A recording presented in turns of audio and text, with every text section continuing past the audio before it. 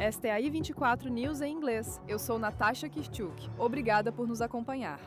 É o 24º dia da guerra entre a República Islâmica do Irã, Israel e os Estados Unidos. Agora todos se perguntam: estamos prestes a fechar um acordo para encerrar uma das guerras mais perigosas da região?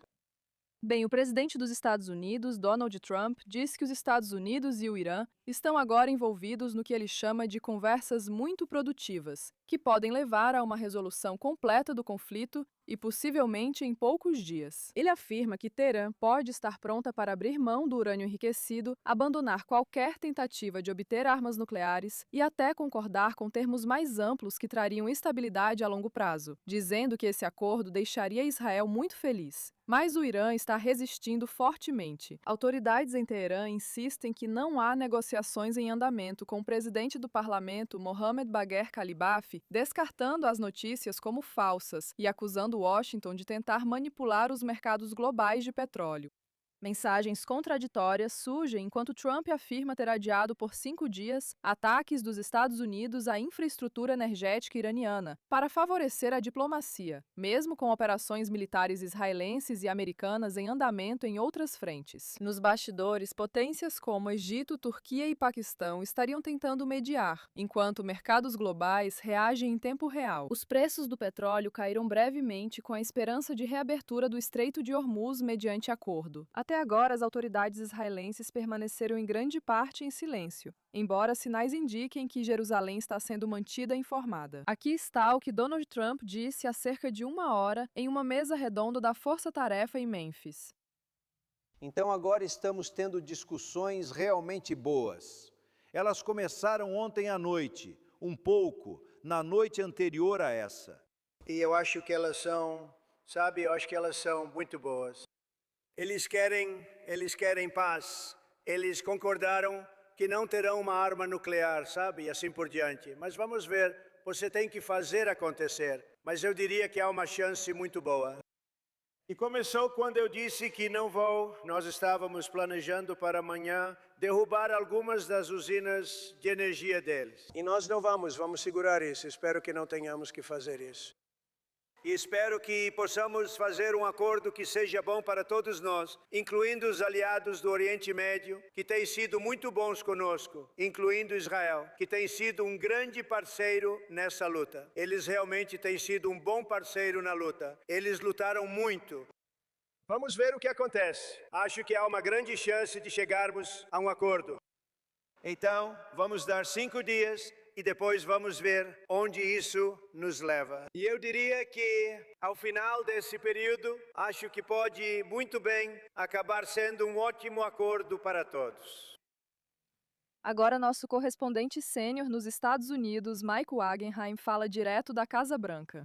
Mike, até que ponto devemos levar a sério as afirmações do presidente Trump sobre um acordo iminente com o Irã, considerando que Teherã nega publicamente qualquer negociação? Pessoas próximas ao presidente Trump dizem: leve-o a sério, mas não literalmente. É assim que devemos encarar o que ele diz agora. Obviamente há algo no que o presidente Trump está dizendo. Não acho que ele esteja tirando isso do nada. Obviamente há uma falha de comunicação dentro do Irã. A estrutura de liderança está indefinida neste momento. A cadeia de comando foi aniquilada. Pode ser difícil saber quem comanda ou se o presidente fala com alguém autorizado a fechar um acordo.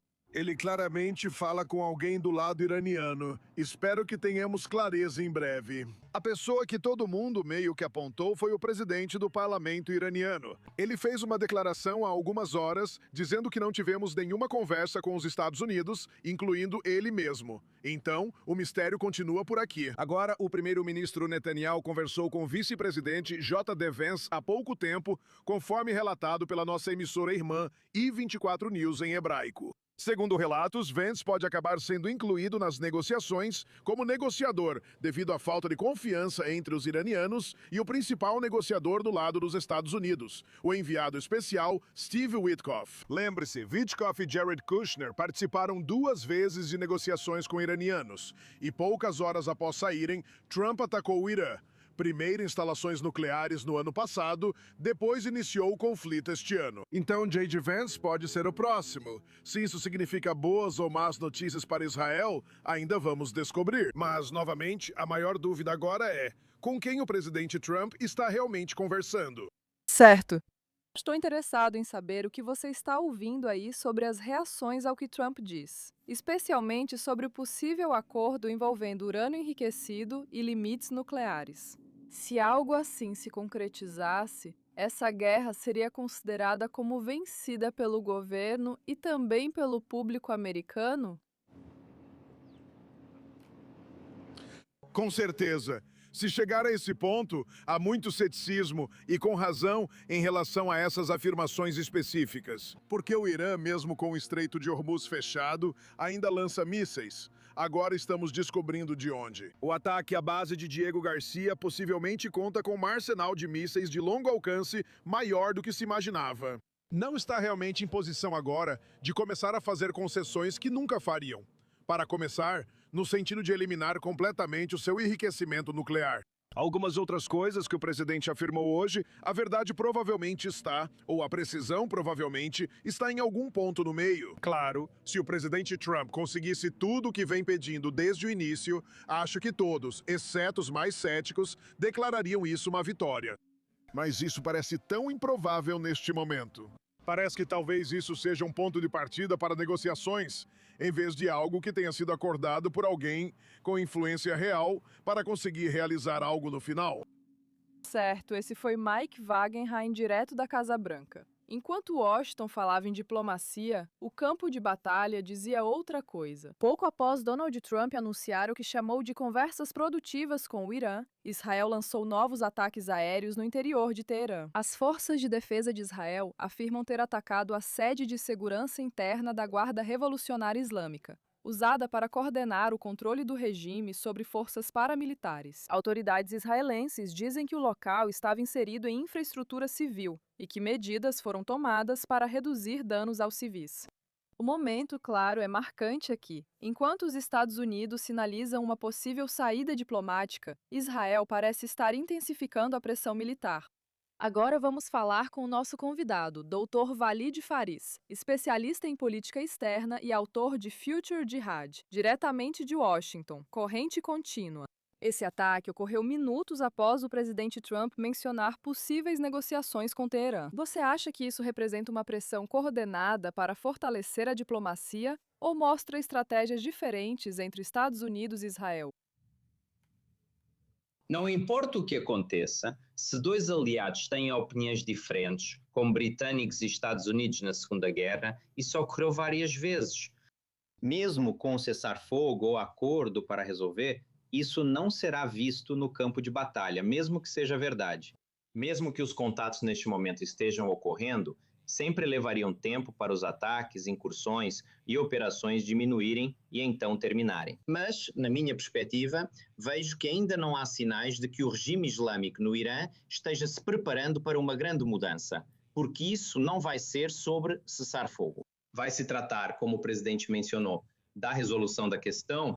Já teríamos visto sinais e indícios do regime ou de níveis inferiores do regime neste momento. Ao estilo Gorbachev, ou seja, alguém deveria ir e se dirigir ao público iraniano em geral, ou pelo menos à base do regime comunista, dizendo que estamos nos preparando para negociações, estamos nos preparando para um acordo. Tudo o que ouvimos agora dizem que ainda não estamos aceitando nenhuma oferta dos Estados Unidos. Doutora Ferris, o que você acha disso? O que você acha do fato de o Irã estar negando, você sabe, os comentários do Trump de que as conversas já estão em andamento? Se ambos os lados cederem, pois os Estados Unidos terão que aceitar não seguir com o desmantelamento do regime. Esta é uma grande concessão. Diremos ao regime que paramos nossas operações contra eles, mas o que receberemos em troca? Estamos nesse período de 2 ou 3 dias para o presidente decidir se vale a pena assinar ou fazer um acordo sobre isso. Na minha opinião, o regime está tão fraco e sabe que, eventualmente, com os ataques dos Estados Unidos e de Israel, ele vai acabar colapsando. Então eles estão se salvando. E eu imagino que a discussão dentro do comando do regime é sobre o que eles podem fazer para ganhar tempo, mesmo que precisem concordar com muitas coisas por enquanto. Eles têm operado assim nas últimas décadas. Certo. Claro, quero comentar especificamente sobre o que Trump disse ao responder quem controlaria o Estreito de Hormuz se um acordo fosse assinado. E ele disse que seria ele mesmo e qualquer ayatolá que acabasse assumindo a República Islâmica. Como você acha que isso está sendo recebido pela diáspora iraniana, pelo público iraniano, que tinha a impressão de que os Estados Unidos realmente entraram nessa guerra após os protestos em massa e o massacre de civis que se manifestaram contra o regime? Pelos meus contatos, primeiro, é claro, dentro das ONGs que atuam no Irã, e também a liderança do governo de transição e todas as forças de oposição do lado de fora, eles estão esperando. O presidente apenas afirmou que há possibilidade de acordo.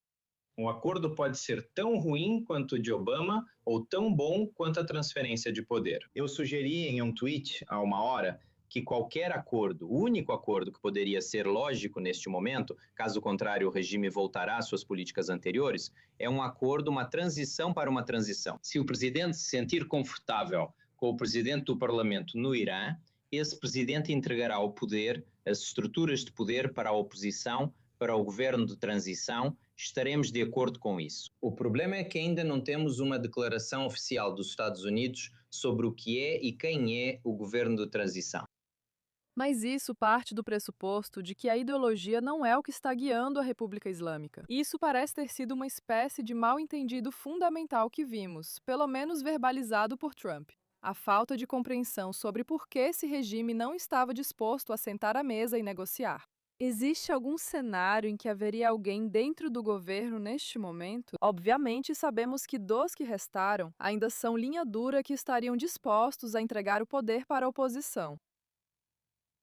Essa é a grande questão, acho que não. Mas se agora existe um sistema ou uma tática, eu chamaria de tática, eles já usaram no passado, que é enganar, taquia, como é chamada em muitos lugares do Oriente Médio, então eles vão usar isso. Quer dizer, sim, é ideológico, eles querem criar um imamato nos moldes de um califado, mas para isso precisam sobreviver como regime. Então o preço que eles vão pagar pode ser um preço muito alto e pesado, mas a única coisa que eles não podem fazer é transferir o poder de fato para o povo, para as famílias das pessoas que eles mataram. Lembre-se, agora estamos falando após a morte de 50 mil, 40 mil pessoas, seja qual for o número. Então, isso vai ser muito difícil para a oposição interna, a diáspora e o governo de transição aceitarem um acordo assim sem a única coisa que eles querem, que é que o regime saia. Então, é muito difícil. Pergunta final e rápida para você, doutora Ferris. É realmente sobre o Hezbollah no Líbano neste momento. Obviamente, eles têm sido o grupo proxy mais forte da República Islâmica. Nós vimos eles significativamente enfraquecidos após anos de ataques israelenses desde 7 de outubro. Ou devo dizer, 8 de outubro. Minha pergunta para você é: neste momento, existe alguma chance desse grupo proxy se recuperar, considerando que a República Islâmica também está sendo tão intensamente pressionada tanto pelos Estados Unidos quanto por Israel? Hezbollah está numa posição muito difícil, estrategicamente muito negativa. Eles saem do sul ao sul do Litani, tentando ir para Beirute. Todas as comunidades lá disseram: não queremos vocês aqui. A única opção deles é ir para o norte do Beca. Então, isso não é algo fácil. Mas o que está faltando é um papel para o exército libanês. Os chefes do exército e do governo libanês ainda não deram instruções para iniciar o desarmamento do Hezbollah, o que é um problema para o processo no Líbano. Certo, tudo bem. Bem, gostaria de te agradecer muito por estar conosco, como de costume. É ótimo ter você no programa. Agora vamos passar para nosso analista de assuntos internacionais, Dan Perry, e nosso correspondente diplomático sênior, Owen Alterman, que estão aqui no estúdio conosco. Obviamente, estamos ouvindo mensagens completamente diferentes dos Estados Unidos e da República Islâmica do Irã quando se trata de possíveis negociações em pauta. O que está acontecendo aqui, Owen? Nicole, Natasha, muita coisa acontece nos bastidores, mas sabemos qual é a mensagem de Donald Trump. Ele está vendendo isso como grande vitória, como Trump sempre faz, mudando totalmente de posição. Com todo o seu entusiasmo e charme, ele aparece diante das câmeras e fala sobre as conquistas da guerra. Primeiro a caminho de Memphis, saindo do aeroporto de Palm Beach, vindo de Mar-a-Lago, e depois no evento em Memphis. Há poucas horas, falou sobre as conquistas da guerra e o que os Estados Unidos fizeram. Nicole, de certa forma, resumindo a guerra como se ela fosse acabar amanhã, o que os Estados Unidos conquistaram. E da perspectiva do Irã, a princípio dizendo que não há negociações porque por que iríamos conversar? Precisamos punir o inimigo. E agora afirma Al Jazeera que, na verdade, houve mensagens trocadas via mediadores como Turquia e Egito. Mais uma vez, uma possível cúpula está sendo prevista, segundo reportagens do nosso canal Irmão em Hebraico e da mídia israelense. Em relação a como isso está sendo recebido em Israel, por exemplo, na faixa das SET e em painéis e programas de televisão, há algumas dúvidas sobre o que está por trás disso. Será que Donald Trump está usando isso para baixar o preço do petróleo e fazer as bolsas subirem, dando tempo para trazer os fuzileiros navais ao Oriente Médio e depois atacar? Ou é uma conversa séria? Então, há um certo ceticismo em Israel e uma postura de esperar para ver o que acontece. Eu acho que no fim das contas, Natasha, como eu disse durante nossa transmissão ao longo do dia, se a guerra terminasse hoje, estaria dentro do que os israelenses esperavam antes do conflito. Por um lado, a confiança em Donald Trump. Por outro lado, é interessante porque, como sabemos, vivemos em um mundo pós-7 de outubro sem soluções rápidas ou fáceis. Nem em Gaza, no Líbano ou, ao que parece, no Irã. Por isso, a posição estratégica de Israel no Oriente Médio e a situação política de Benjamin Netanyahu nas próximas eleições não serão alteradas. Sim, falaremos disso em breve e também comentaremos o ocorrido nos mercados de petróleo, como você mencionou, o impacto econômico. Quero passar a palavra para você, Dan Perry. Eu também vi você balançando a cabeça em resposta. Acho que a ideia de que os israelenses acreditariam que, se a guerra terminasse neste momento, era o que se esperava, pode-se dizer. Eu diria que, pelo que sinto dos muitos analistas, convidados e pessoas que encontro na rua, a expectativa israelense neste momento é de que esta seja a guerra das guerras, o fim, a guerra que vai acabar com a República Islâmica. Se isso não for alcançado, será visto como grande fracasso para o governo israelense? O que dizem as autoridades israelenses? Israel está dividido. Alguns veem grande vitória, outros não. Se a guerra terminasse hoje, todos poderiam reivindicar a vitória. Em todos os casos, haverá um certo grau de plausibilidade. A vitória que Netanyahu certamente alegaria seria parecida com o que Trump diria, que sofreram um enorme revés. Quando você elimina o líder, a maioria de seus auxiliares e destrói grande parte do exército e infraestrutura deles, e muito claramente a capacidade deles de atacar Israel e muito possivelmente a disposição deles de se arriscar em mais conflitos contra Israel. E com os Estados Unidos tendo agora cruzado o Rubicão e se mostrado dispostos a atacá-los diretamente, isso provavelmente diminuiu. Então, eu acho que dizer que a posição estratégica de Israel é a mesma de antes está errado. Quero dizer, Israel pode afirmar que conquistou muito, mesmo sem ter recebido o que realmente deseja. E Trump dirá o mesmo. Claro, Trump venderia qualquer coisa para qualquer um. E isso é vendável. Quanto aos iranianos, é um pouco triste quando você foi tão derrotado e de alguma forma pode dizer que venceu porque ainda está, de certa forma, de pé. É patético. Mas eles vão, e para seus seguidores, isso vai funcionar. Então, quando é uma situação em que todos ganham, você pode perceber que agora vai haver um certo impulso nessa direção. Parece ser uma contradição, onde Trump diz que houve conversas e os iranianos dizem que não houve. Essas são duas partes que têm uma ligação tênue com a verdade, mesmo em circunstâncias normais, especialmente durante a névoa da guerra. Mas neste caso, estou inclinado a apostar que Trump está mais próximo da verdade, simplesmente porque ninguém pode dizer quem está no comando no Irã neste momento. É provável que existam esferas de influência concorrentes enquanto o regime tenta decidir o próximo passo. E é muito provável que Trump esteja trocando mensagens com alguém. A grande questão é o que ele vai concordar em aceitar para o fim da guerra. Se forem apenas restrições ou até mesmo o cancelamento do programa nuclear, isso seria uma oportunidade desperdiçada. E então não importa o quanto os iranianos tenham sido prejudicados por Israel, haverá muita amargura sobre como eles passaram por todo esse incômodo, inconveniência e sacrifício. E, de novo, só retornaram ao status do JCPOA sob Obama em 2015.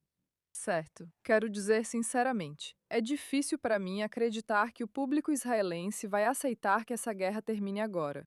Porque parece haver a percepção geral de que não será um verdadeiro sucesso a menos que o regime islâmico caia. Porque, no final das contas, Eles só vão se reconstruir e continuar atacando e rearmando os grupos proxy que, como o Hezbollah, por exemplo, têm atacado Israel.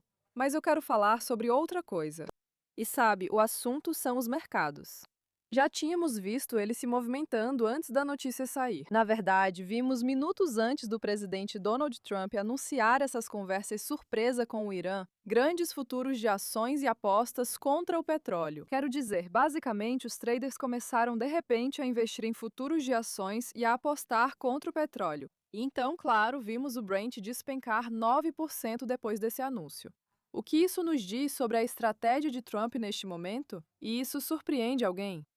Trump gosta de seus indicadores, especialmente do mercado de ações. Hoje, o Dow Jones subiu 2%. Trump assume o crédito, mas não a culpa, quando o mercado cai. Acho que Trump fica muito feliz se o petróleo cair um pouco, o que provavelmente vai acontecer se a guerra acabar e se o mercado estiver indo bem. Então isso aponta para a ideia de que talvez, você sabe, esse tenha sido um dos objetivos aqui. Talvez tenha sido só para mexer um pouco com o mercado, aliviar a pressão em relação aos preços do petróleo e depois voltar para, você sabe, o ponto de partida. Natasha. Qualquer um que diga que sabe por que Trump fez algo é um charlatão. O que está claro é que Trump quer sair como vencedor e não como perdedor. Se ele conseguir construir uma narrativa onde isso seja minimamente plausível, então existe uma chance de que ele faça isso. Ele se vê como vencedor, assim como sua base, se os indicadores forem positivos, mesmo que por pouco tempo. Hoje em dia, apostamos em tudo. Não se surpreenda se alguns lucrarem muito com a alta e queda desses mercados. Tudo certo. Algum comentário final, Owen?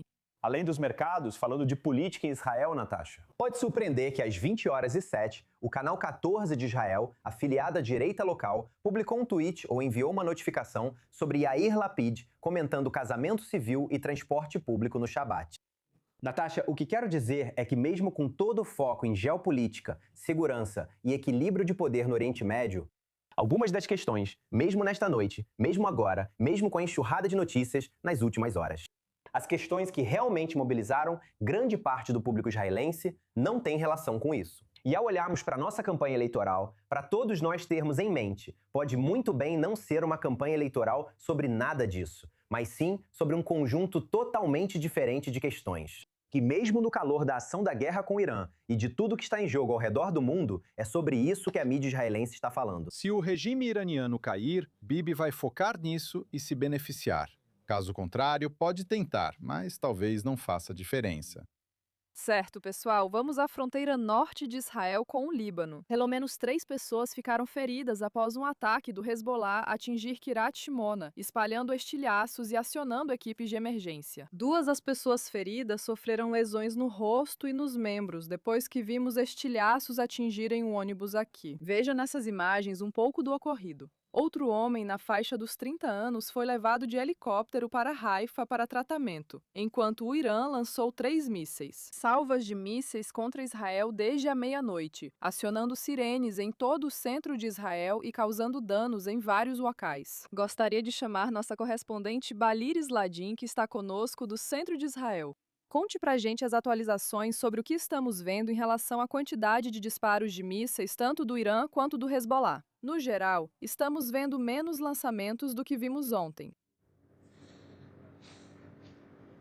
Sim, quando se trata do Irã, na verdade, este seria o dia mais calmo desde o início da guerra. A última vez que ouvimos sirenes aqui na região central de Israel foi, na verdade, à meia-noite de ontem. Quer dizer, já são quase 24 horas sem nenhuma sirene, mas houve sirenes nesta manhã nas partes do sul do centro de Israel. Na verdade, ao sul do centro, desculpe, não ao sul de Israel. Ou seja, em Chobot, na região de Shifla. E houve danos causados pela bomba de fragmentação que o Irã lançou em direção àquela área. Mas aqui no centro, ou seja, Tel Aviv e as cidades ao redor, não houve sirenes desde a meia-noite de ontem. E quando se trata do Hezbollah e da frente no norte, as coisas são completamente diferentes. Houve várias rajadas de mísseis em direção às comunidades do norte de Israel, incluindo, é claro, aquelas que ficam bem na fronteira. E como você mencionou, o incidente hoje em Kiryat Shmona, quando uma rajada de mísseis atingiu 2 locais diferentes em Kiryat Shmona, e em um deles, um foguete caiu na frente de um ônibus. E como resultado disso, o motorista do ônibus ficou gravemente ferido. Ele está hospitalizado, foi levado para o hospital, claro, e está em estado grave. Mais 2 pessoas estão em estado leve, uma delas está sofrendo de sintomas de ansiedade, e os disparos do Hezbollah continuaram até as últimas horas, incluindo ataques de drones que ativaram sirenes também na Galileia Ocidental e em diferentes partes do norte de Israel. Agora, há outro desenvolvimento acontecendo no norte, que é a captura de 2 operativos do Hezbollah, da unidade de elite Radwan, pelas forças israelenses. Esse incidente aconteceu, na verdade, ontem. Ou melhor, a 91ª Divisão, que estava operando no interior do sul do Líbano, tentou capturar uma área e destruir a infraestrutura que o Hezbollah construiu nela. E nessa ocasião, 2 operativos do Hezbollah estavam planejando disparar um míssil antitanque, algo que eles fazem rotineiramente contra soldados israelenses ali. Mas devido ao enorme poder de fogo que o exército israelense utilizou, inclusive com drones que operavam naquela área, eles se renderam, levantaram as mãos e foram capturados pelas forças israelenses. Agora estão sendo interrogados dentro de Israel. Esses não são os primeiros que foram capturados pelo lado israelense, mas são os primeiros desde o início desta guerra propriamente dita.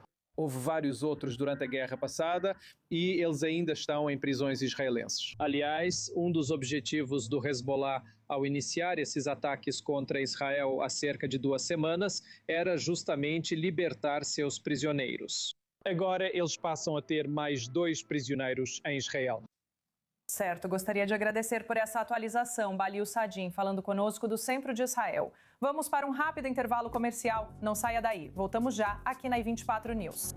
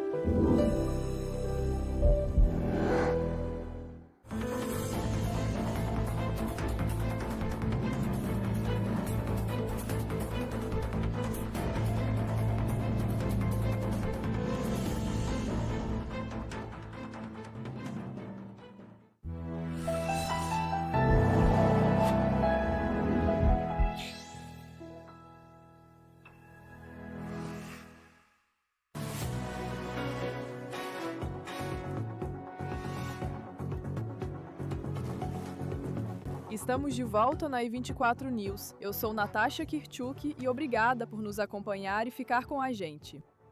Bem, dentro do próprio Irã, ainda restam dúvidas sobre a probabilidade de uma revolta contra o regime e o momento de uma resposta desse tipo. O New York Times está agora informando que o primeiro-ministro israelense Netanyahu teria apoiado um plano do Mossad para provocar uma revolta popular no início da guerra com o Irã e estaria frustrado porque isso ainda não aconteceu. A reportagem de domingo cita autoridades americanas e israelenses, atuais e ex-integrantes do governo, afirmando que o primeiro-ministro israelense discutiu o plano com Donald Trump antes da guerra. Esses funcionários agora veem com ceticismo as chances de mudança de regime, temendo a repetição da repressão brutal de janeiro contra manifestantes e o risco da campanha militar.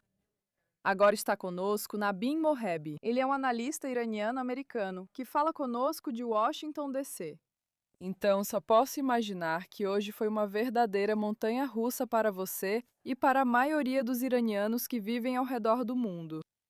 Minha pergunta para você, após esses relatos de que Trump basicamente esteve em negociações com o Irã, chegando até a dizer algo como administrar conjuntamente o Estreito de Hormuz com o próximo Ayatollah, caso um acordo seja assinado, como o público iraniano está reagindo? Obrigado por me receberem. Definitivamente, isso não é algo que o povo iraniano deseja. Estou preocupado que algumas das coisas que estamos ouvindo nas notícias não sejam necessariamente legítimas. E nós não sabemos ao certo se tais reuniões realmente aconteceram. O regime iraniano negou publicamente que Mohammad Baghrali Baba tenha se envolvido com o governo Trump ou tenha tido qualquer negociação sobre a guerra em andamento. Mas posso te dizer que, sabe, há apenas 2 meses, os iranianos foram às ruas e mais de 36 mil pessoas foram mortas. E Trump começou essa guerra por causa disso, porque você prometeu aos iranianos que haveria uma mudança. Então, não acho que os iranianos vão aceitar qualquer acordo que os traísse. Sim, não há muitas opções para o povo iraniano. Eles têm que lidar com esse cenário. Mas eu esperaria que, se algo assim acontecer, os iranianos voltariam às ruas novamente e continuariam lutando contra o regime. Mas, em relação à reportagem do New York Times, também tenho minhas dúvidas sobre isso. Porque eu acho que Israel entende perfeitamente sob quais condições o povo iraniano voltaria às ruas novamente. O regime iraniano ainda domina totalmente as ruas. Existem postos de controle em todos os lugares. Homens armados mascarados do regime estão marchando nas ruas. Então, o governo israelense, na verdade, não se concentrou em eliminar os postos de controle e o regime que está nas ruas. Então, estamos longe disso, mas a guerra não acabou. Eu espero que, nas próximas semanas, Israel vai intensificar os ataques contra os militantes do regime iraniano nas ruas, e então isso vai criar uma condição para que os iranianos voltem às ruas. Navid, se de fato, porém, virmos algum tipo de acordo sendo alcançado com a República Islâmica, que resultaria em algum tipo de ayatolá interino considerado aceitável pelo presidente dos Estados Unidos. Como isso seria recebido, afinal? Porque existe uma chance de isso acontecer. No fim das contas, ouvimos Trump fazer comentários de que estava vindo em socorro dos manifestantes iranianos que estavam se levantando contra o regime. Mas, no fim das contas, há muitos outros interesses geopolíticos em jogo neste momento. Também acho que Israel não vai aceitar nenhum tipo de acordo que permita que os remanescentes do regime permaneçam no poder. Porque o que vimos desse regime é que, quando está sob pressão, eles tentam ser pragmáticos, eles entram em negociações. Eles tentam acalmar as tensões, isso lhes dá tempo e permite que eles se reorganizem. E eles também esperam que, ao esperar o fim do governo Trump, o próximo governo seja menos agressivo e que possam continuar com seu comportamento desestabilizador na região. Sabe, o problema com o regime iraniano é a confiança. Sabe, eles sempre costumavam dizer que o alcance dos nossos mísseis balísticos é de apenas 2.000 quilômetros. Mas vimos 2 dias atrás que eles miraram. Garcia. Sim, que fica a quase 4.000 quilômetros de distância. Então, como você pode confiar no regime iraniano? Essa é a verdadeira questão. É por isso que eu acho que, mesmo que o governo dos Estados Unidos possa negociar com o regime, o que é compreensível, outros atores não necessariamente serão favoráveis a que o regime iraniano continue existindo, sob qualquer forma. Bem, não há dúvida de que a continuação do regime islâmico representa uma grande ameaça ao Estado de Israel. E você está certa ao dizer que seria muito difícil para Israel encerrar essa guerra sem ver o colapso do regime, pensando em seus interesses de segurança a longo prazo. Mas, no fim das contas, a questão é: sabe quanta influência Israel tem diante do presidente dos Estados Unidos, Donald Trump, e de suas decisões? Como está o público iraniano neste momento? O que você está ouvindo, pelo menos, dos iranianos no local, em meio a esse apagão generalizado que estamos vendo, sobre onde eles acreditam que está o poder? Os iranianos entendem que essa guerra tem vários envolvidos. Um deles é Israel e outro são os Estados Unidos. Eles também entendem que o agente que está mirando nos regimes e centros repressivos, o agente que está atacando Teherã e geralmente o norte do Irã, é principalmente o Estado de Israel. Então eles entendem que, como Israel e os Estados Unidos tinham uma divisão de tarefas em relação a lidar com o governo do Irã. E eles também entendem que esses dois lados têm visões diferentes para o futuro do Irã. Então eu diria que eles esperam que Israel desempenhe um papel mais positivo para eles e permita que o povo iraniano retome seu país. Então eles estão de olho em Israel, esperando um resultado positivo. Certo. Bem, gostaria de agradecer muito a você, Navid, por ter participado conosco. Foi muito interessante ouvir a perspectiva iraniana. Obviamente, ainda é muito difícil entrar em contato com as pessoas no local neste momento, mas vamos ter que esperar para ver como essas supostas negociações vão se desenrolar. Temos uma atualização para você agora das Forças de Defesa de Israel. O exército israelense diz que o sistema de defesa aérea de Israel falhou ao tentar derrubar 2 mísseis balísticos iranianos em cidades do sul há cerca de 2 dias. Agora, isso aconteceu em Dimona e Arad na noite de sábado, e na verdade foi um erro do sistema de defesa de médio alcance Funda de Davi. De acordo com a Força Aérea de Israel, o que estamos vendo agora, após investigações sobre esse incidente, é que não houve ligação entre os erros reais que levaram ao impacto desses mísseis, que feriram quase 200 pessoas no sul de Israel e causaram danos extensos. Obviamente, o fato de os incidentes terem ocorrido na mesma área, eles dizem que foi apenas uma coincidência total. É importante saber que os mísseis que atingiram Dimona e Arad eram, na verdade, ogivas convencionais. Não eram ogivas de fragmentação, mas sim carregadas com centenas de quilos de explosivos, causando grandes danos e muitos feridos. As forças de defesa de Israel informaram que o sistema David Sling tentou interceptar ambos os projéteis, mas não teve sucesso. No total, isso aconteceu 4 vezes desde o início da guerra. Sabemos que cerca de 940 mísseis balísticos foram disparados pela República Islâmica do Irã contra o Estado de Israel. Cerca de 370 deles conseguiram entrar no espaço aéreo israelense. A grande maioria foi interceptada, abatida ou caiu em áreas abertas. É claro que é importante lembrar que o que vimos acontecer nas cidades do sul de Israel, Dimona e Arad, foram o 3º e o 4º incidentes de mísseis balísticos atingindo diretamente áreas em Israel. Chamo agora nosso analista internacional, Dan Perry, e o correspondente diplomático sênior, Owen Alterman. Então, obviamente é muito interessante o que estamos vendo agora. Essa falta de lançamentos de mísseis balísticos hoje por parte do Irã. Apenas 3 desde a meia-noite. Isso está bem mais calmo do que nos últimos dias. E claro, agora esse anúncio de Trump de que há conversas com o Irã faz todo mundo se perguntar se isso talvez possa ser uma coincidência. Neste momento, o que sabemos sobre os danos que realmente foram causados aos ativos militares da República Islâmica e quão forte o regime é do ponto de vista militar? Olha, Natasha, em relação aos danos, podemos recitá-los até dormindo, né? 90% dos lançamentos caíram.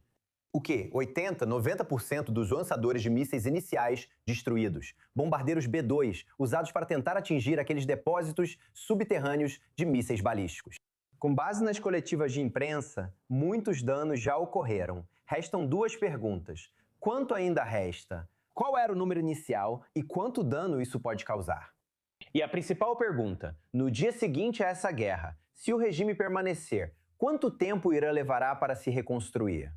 Após a Guerra de Junho, disseram que o Irã levaria 2 anos para se reconstruir, segundo a inteligência, mas foi bem menos. Agora, os danos são ainda maiores. Ouvimos de Benjamin Netanyahu, em suas aparições diante das câmeras, que Israel atingiu muito mais o complexo industrial de defesa no Irã, Não apenas as instalações para fabricar os mísseis, mas também as instalações que produziam as peças, dando a entender que vai levar muito mais tempo e ser muito mais caro para os iranianos reconstruírem isso. Essa vai ser a grande questão. Certo. As forças de defesa de Israel afirmam ter destruído ou desativado cerca de 330 dos 470 lançadores de mísseis do Irã. Com certeza parece, sabe, ao longo das guerras que vimos desde 7 de outubro especialmente, depois da última guerra de 12 dias em junho, que a chamada ameaça existencial vinda do Irã havia sido eliminada. Essa era a mensagem que os israelenses ouviam do governo até agora. A redução nos lançamentos de mísseis é certamente bem-vinda.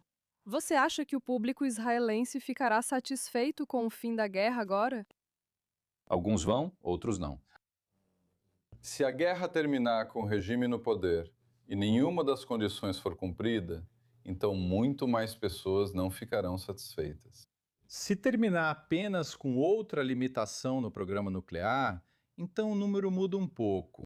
Se a guerra acabar com o Irã aceitando o que espero que seja proposto, caso ocorram negociações, o que acredito que vai acontecer, como exigências absolutamente inegociáveis de que encerre o programa de milícias, que encerre o programa de mísseis balísticos e que encerre o programa nuclear. Acredito que os israelenses ficarão satisfeitos, mesmo que o regime continue. Espero que Trump conduza as negociações de uma posição de força. Ele deve lembrar que está em posição de força, independentemente do fanatismo ou da postura dos líderes do Irã, que não acredito serem tão suicidas. Muitos deles, pelo menos. Pezeshkian não é suicida. Por mais loucos que possam ser, provavelmente agora eles entendem algo que não entendiam há alguns meses, que é que os Estados Unidos estão dispostos a ir para a guerra. E eles podem concordar em limitar seriamente suas atividades em todas as 3 frentes: os mísseis, as milícias e as armas nucleares, em troca de sobrevivência. Eu gostaria que os americanos adicionassem outras condições também. Reformas internas, como ouvimos alguns dos outros convidados sugerindo, podem ser alcançáveis. Talvez pedir o fim da triagem clerical dos candidatos à presidência ou devolver o poder ao parlamento iraniano. Caso contrário, entregar à oposição, o que é muito improvável e seria uma derrota total. Exigir o fim dos mísseis, armas nucleares, milícias e iniciar reformas internas seria uma vitória espetacular. Isso é possível? Receio que Trump talvez não tenha fôlego para isso. Agora vamos falar sobre o premier israelense Benjamin Netanyahu, que fez seu primeiro pronunciamento após o anúncio de Trump sobre negociações com o Irã. Vamos ouvir o que ele tem a dizer. Mais cedo hoje, conversei com um amigo. Mais cedo hoje, conversei com o nosso amigo, presidente Trump. O presidente Trump acredita que é possível usar as conquistas das FDI e das Forças Armadas dos Estados Unidos para alcançar os objetivos da guerra por meio de um acordo. Um acordo que protegerá nossos interesses vitais. Ao mesmo tempo, continuamos atacando tanto o Irã quanto o Líbano. Estamos destruindo os programas de mísseis e nuclear pela raiz. Seguimos prejudicando fortemente o Hezbollah. Há poucos dias, eliminamos mais 2 cientistas nucleares, e a mão ainda está estendida. Vamos proteger nossos interesses vitais em qualquer situação. Vamos falar com o correspondente diplomático sênior Owen Alterman. O que acha desses comentários? Quais os principais destaques? Bem, além das palavras, Natasha, tem a estética, certo? Não vemos livros na estante, nem Netanyahu na mesa, mas sim em algo parecido com um bunker, em modo de combate. Você pode ver isso pela linguagem corporal dele, com postura determinada. E o que está nas entrelinhas aqui é que ele sabe que as pessoas vão ser céticas em relação a isso. Ele está ali para tranquilizar e para mostrar ao público, ou mostrar especialmente à sua base, que ele está presente e que Israel ainda está lutando. E os interesses essenciais de Israel, interesses essenciais serão protegidos. Ou seja, novamente, acho que é uma forma de baixar um pouco as expectativas. E voltando ao que Dan estava dizendo antes, veja, eu acho que, além dos pontos principais de como é o acordo, existe uma expressão em hebraico que é quase intraduzível para o inglês. A imagem da vitória. O sentimento emocional de que o seu lado saiu por cima. E isso eu concordo com você, Natasha. É o que vai faltar. Mas eu acho que precisamos distinguir entre se o público ficará satisfeito com os resultados e o que o público esperava dos resultados. Eu acho que, especialmente no mundo pós-7 de outubro, esse é um público que não necessariamente espera ficar satisfeito. É por isso que eu acho que isso não vai necessariamente mudar a maneira como os israelenses olham para o seu país, para a sua própria segurança, para as suas próprias vidas, para a sua política e, nesse sentido, para o seu primeiro-ministro. Com todo respeito, eu tenho que discordar. Eu acho que a imagem da vitória já existe e é o assassinato de Khamenei e de tantos de seus assessores. Se os israelenses quiserem declarar a vitória e dizer que conseguiram algo, é basicamente isso. Destaco também que isso é inédito. Não lembro de outro ator estatal que tenha matado um chefe de Estado de outro país na história recente. Atravessar esse Rubicão, essa ousadia, alguns diriam essa imprudência, é algo espetacular. E pessoas comuns, que não estão acostumadas a pensar como fanáticos, teriam que concluir que, mesmo que os iranianos continuem com suas bravatas, eles vão pensar 2 vezes antes de enfrentar Israel e os americanos novamente. Mas essa é a narrativa israelense de vitória. Mas uma coisa... Não sei se o público israelense acredita nisso. Israel matou muitos líderes desde 7 de outubro só para ver que as organizações ainda estão lá. Não sei se as pessoas diferenciarão Khamenei, um ator semi-estatal, como Hezbollah e Nasrallah. O ponto é, mas de novo, acho que o público não necessariamente esperava ficar satisfeito. Eu não conheço o público de Israel. Eu sei que há cerca de 10 e poucos milhões de israelenses, e eles geralmente são divididos, e o público israelense decide de um jeito ou de outro com base em uma mudança de 2% ou 3% entre eles. E as pesquisas mostraram que os números não mudaram, pelo menos em termos de intenção de voto, que é um indicativo razoável neste momento e de como as pessoas se sentem sobre isso. No fim das contas, há apoio a isso. Todos eles apoiam a guerra, pois querem a queda do regime islâmico. Acho isso realmente difícil. Netanyahu basicamente definiu a expectativa no início desta guerra. E pelos fatos, o assassinato de Khamenei e de tantos de seus tementes no primeiro dia, sugeriu que, de fato, um colapso do regime poderia acontecer. E, francamente, ainda acho que é possível, não necessariamente agora. Concordo completamente com isso. Quero dizer, veja, vivi o suficiente para estar na União Soviética antes dela colapsar. E ela parecia menos propensa a colapsar do que isso parece agora. Certo. Tem um exemplo melhor. Mal consigo pensar em um país tão propenso ao colapso. Uma frase. Sérvia.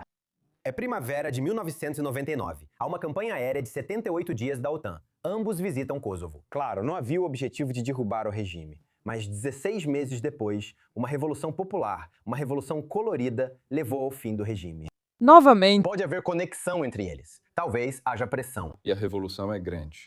Vamos falar sobre o Golfo agora e voltaremos em breve. Hoje, quando surgiram conversas sobre diplomacia, houve explosões e sirenes de ataque aéreo no Bahrein. Explosões também foram ouvidas no Kuwait, marcando os primeiros ataques no Golfo desde que Donald Trump anunciou possíveis conversas com o Irã. Autoridades do Bahrein pediram calma e que moradores busquem abrigo, diante do temor de que o conflito afete a infraestrutura energética e de segurança da região. Agora, Zineb Ribuá se junta a nós. Ela é pesquisadora no Instituto Hudson e fala conosco de Washington, D.C. Qual é a importância de países do Golfo como Bahrein e Kuwait estarem ouvindo explosões e sirenes? E o que isso sugere sobre a estratégia do Irã neste estágio da guerra, especialmente após esses comentários de Trump de que há negociações? Obrigada por me receber. Acredito que a Guarda Revolucionária Islâmica está caindo em uma armadilha estratégica e cometendo vários erros. E claro, eles não percebem isso, porque sua cadeia de comando foi totalmente destruída. Eles não sabem quem pede o quê ou com quem estão falando. E isso realmente fica evidente nas reações esporádicas e absolutamente caóticas deles.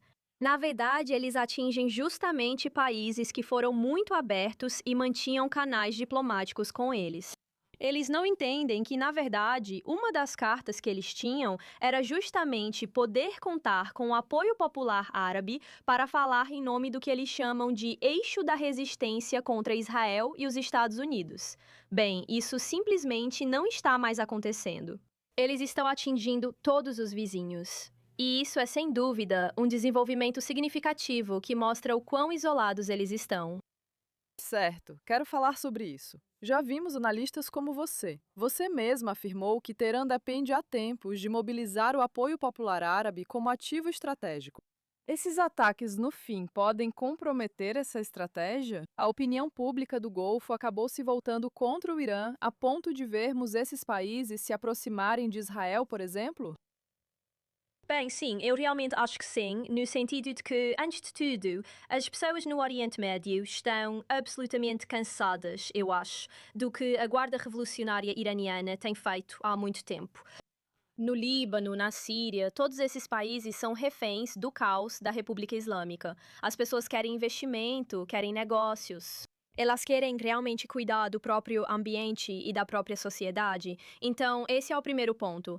O segundo ponto é que isso obviamente não ajuda, porque agora você pode ver os países do Golfo, e acho que os Emirados Árabes Unidos fizeram uma declaração muito interessante sobre como eles não vão ser chantageados pela Guarda Revolucionária do Irã. Os Emirados Árabes Unidos são importantes por manterem canais diplomáticos com o Irã. E, obviamente, você pode ver que a Arábia Saudita também intermediou um acordo de normalização com o Irã em Pequim. Eles têm sido muito claros sobre como a agressão do Irã está prejudicando não só a Arábia Saudita, mas toda a região. Então, eu acredito que já podemos ver como isso tem se refletido na diplomacia, eu acho, na comunicação dos países do Golfo. Também considero isso um desenvolvimento muito importante para os Estados Unidos. Isso significa que os Estados Unidos estão buscando não apenas seus próprios interesses, não apenas, você sabe, desmantelar armas nucleares ou mísseis, mas também a região como um todo. E eu acho que isso realmente é um desenvolvimento importante. Sabe, eu quero falar sobre o que estamos ouvindo dos países do Golfo em relação, mais especificamente, às declarações de Trump agora que há negociações em andamento com a República Islâmica do Irã. Essas negociações, se de fato forem reais, são apoiadas pelos Estados Árabes do Golfo? E se sim, quem está apoiando mais? E há algum país que gostaria de ver ataques militares contínuos contra a República Islâmica do Irã neste momento? Eu acho que todos os países do Golfo querem que isso termine com, basicamente, um Irã que não seja hostil, o que significa um Irã que não tenha a Guarda Revolucionária Islâmica como sua estrutura de poder. Acho que é muito importante ter isso em mente. Relatos indicam que países do Golfo pressionam o governo Trump para concluir o trabalho e agir decisivamente. Então, independentemente de um acordo estar acontecendo ou não, independentemente de uma negociação estar acontecendo ou não, parece que tudo aponta para um Irã que não tenha mais condições de agir como agressor nem de ameaçar seus vizinhos. Acho importante lembrar disso, pois acredito que, independentemente do sucesso das negociações, devemos considerar esse ponto. No final das contas, o que Trump realmente quer é, como ele diz, tornar o Irã grande novamente. O que significa um Irã que não está mais sob a República Islâmica, o Ayatollah ou a Guarda Revolucionária Islâmica. Obrigado, Zainab, por estar conosco. Sua opinião foi muito interessante. Agora vamos falar sobre as novas restrições de voos em Israel, que estão deixando os moradores em polvorosa. Israel, como dissemos ontem à noite, está reduzindo drasticamente os voos que saem do aeroporto Ben Gurion devido às ameaças de mísseis iranianos, diminuindo o número de passageiros permitidos nos aviões de 120 para 50 e cortando pela metade as decolagens e aterrissagens. Mas isso não é tudo. Atualmente, só 4 companhias aéreas israelenses operam no aeroporto Ben Gurion, mas algumas já transferem voos para aeroportos próximos, no Egito e Jordânia, enquanto outras afirmam não ser possível manter operações normais. A companhia aérea Arkea está movendo voos de longa distância para Taba e Aqaba, no Egito e Jordânia. Já a El Al afirmou que vai limitar seus voos saindo de Tel Aviv para 7 destinos. Esses destinos serão Nova York, Los Angeles, Miami, Londres, Paris, Roma e Atenas. A Israel, companhia aérea israelense, afirma que precisará limitar voos a 5 destinos. Serão Atenas, Larnaca, Roma, Tbilisi na Geórgia e Addis Abeba na Etiópia. Gostaria de voltar aos nossos convidados no estúdio. Só um comentário rápido. É uma das primeiras vezes que vemos restrições tão severas no aeroporto Ben Gurion. Como os israelenses estão reagindo? E o que isso nos diz sobre o conflito neste momento? Claro, há prioridades maiores para muitos, Natasha, mas não se pode ignorar que muitos têm férias planejadas em família e querem viajar. Acho que a novidade aqui é o número de voos que vão acontecer. Decolando de Taba e de Aqaba, com Taba do outro lado da fronteira com o Egito, no Sinai, e Aqaba do outro lado da fronteira com a Jordânia, acho que o uso significativo desses aeroportos por companhias aéreas marca um novo capítulo nas viagens de israelenses, com muitas pessoas voando desses locais. E também é diferente de episódios anteriores, porque a situação está se prolongando por tanto tempo nos aeroportos de Israel e a necessidade dessas restrições. É difícil para as pessoas, novamente, mesmo que existam outras questões mais prioritárias. Por outro lado, pode-se dizer que a cooperação com a Jordânia e o Egito em relação a esse assunto é algo reconfortante e talvez um sinal de coisas boas por vir. A confiança dos líderes israelenses, ao permitir que muitos israelenses cruzem fronteiras e peguem esses voos, é total. Certo, pessoal. Essa foi nossa transmissão. Eu sou Natasha Kirchuk. Obrigada aos convidados, Owen e Dan. Nos vemos na próxima. Fiquem conosco. Estaremos ao vivo na I24 News às 22 horas.